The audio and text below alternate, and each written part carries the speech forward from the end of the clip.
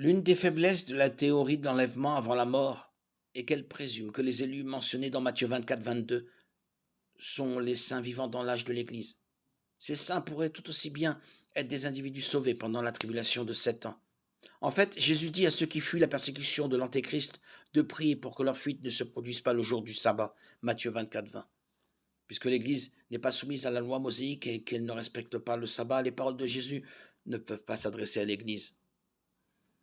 Un problème de la théorie de l'enlèvement avant le jugement est qu'elle enseigne que les jugements du premier sceau ne sont pas la colère de Dieu.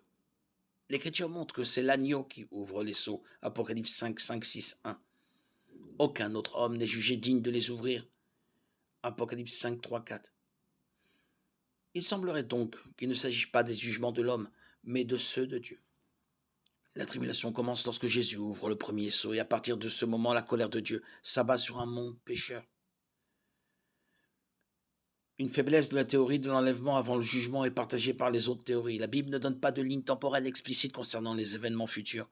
L'Écriture n'enseigne pas expressément un point de vue plutôt qu'un autre.